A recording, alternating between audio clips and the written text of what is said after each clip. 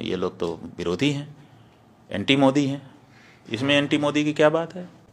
हम एंटी मोदी नहीं है, लेकिन हम एंटी धर्मशास्त्र भी नहीं होना चाहते। धर्मशास्त्र के अकॉर्डिंग ही हम स्वयं चलना चाहेंगे और अपनी जनता को भी चलाना चाहेंगे, क्योंकि हमको धर्मशास्त्र से पुण्य पाप का बोध होता है। राम हैं ये किसने हमको बताया? हमारे धर्मशास्त्र ने हमको बताया। राम की पूजा करने से तुम कृतकृत्य होोगे, ये किसने हमको बताया? ये राम ने हमको बताया। इसलिए उसी शास्त्र से, जिस शास्त्र से हमने राम को जाना, उसी शास्त्र से उनकी प्रतिष्ठा की विधि भी हम जानते हैं और उसी अनुसार हम करना हमारी बाध्यता है। तो इसीलिए कोई भी शंकराचार्य, 4 शंकराचार्यों में से वहाँ नहीं जा रहा है। अब जब ये बात सार्वजनिक हुई है, तो अब इसको काउंटर करने के लिए वो ये चंपत राय जी कह रहे हैं कि शंकराचार्यों की यहाँ ज़रूरत नहीं है, क्योंकि ये तो रामानंदा संप्रदाय के लोगों का स्थान है। तो सवाल ये है कि रामानंद जो संप्रदाय है, उसका अगर ये मंदिर है, तो चंपत राय वहाँ पर क्यों है? ये हमको बताएं। फिर वहाँ नृपेंद्र मिश्रा क्यों है?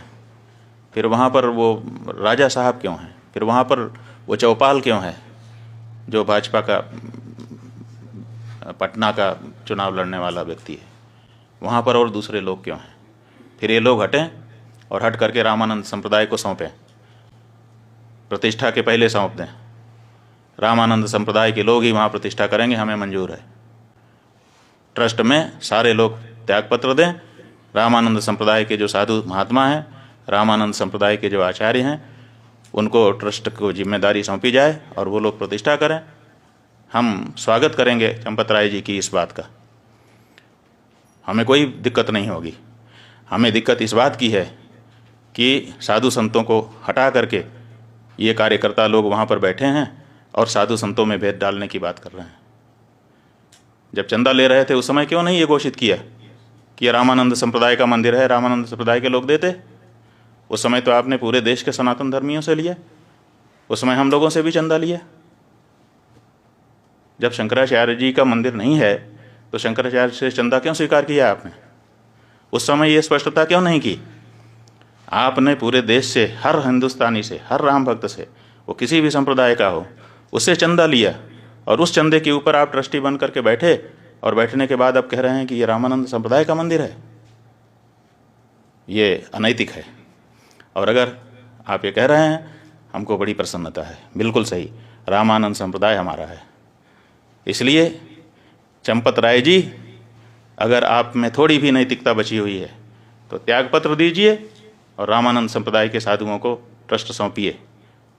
हम बहुत खुश होंगे, आपका भी धन्यवाद करेंगे और रामानंद संप्रदाय के लोग तो उनका तो है ही है, कोई बात ही नहीं है। ये जो मंदिर है, एक तरफ आप कहते हो कि राष्ट्र मंदिर बन रहा है, आप ही के शब्द हैं, वक्तव्य वीडियो कहीं चैनल पर खोजना पड़ेगा कि ये राष्ट्र का मंदिर बन रहा है, और एक तरफ आप कहते हो कि केवल रामानंद संप्रदाय का मंदिर है। कहाँ गई हृदय की विशालता? क्या राम जी के इस मंदिर में, जिसके लिए 500 सालों तक सबने संघर्ष किया है, जिसके लिए शंकराचार्य जी ने पैरोकारी की है, आप तो आए नहीं कोर्ट में लड़ने के लिए, और अब आप वहाँ पर बैठ करके इस तरह से भेदभाव, सनातन धर्म के अंदर, हिंदू धर्म के अंदर भेदभाव डालने की कोशिश कर रहे हैं।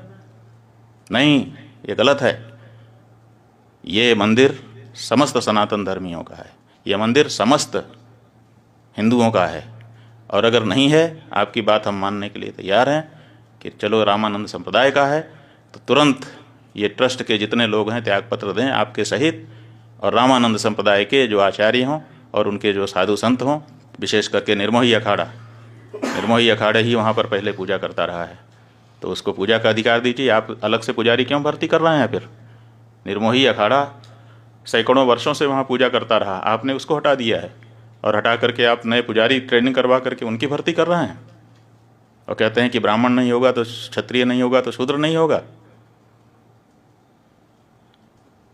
आप निर्मोही अखाड़े को पूजा सौंपिए, व्यवस्था रामानंद संप्रदाय को सौंपिए, हमको स्वीकार है। चारों शंकराचार्यों को हम समझते हैं, हमारा अनुमान है कि उनको प्रसन्नता होगी। लेकिन कृपा करके इतने बड़े काम में इतनी छोटी बात मत कहिए। चंपत राय जी बड़ी जगह पे बैठे हैं, बहुत छोटा मत बनिए। नारायण।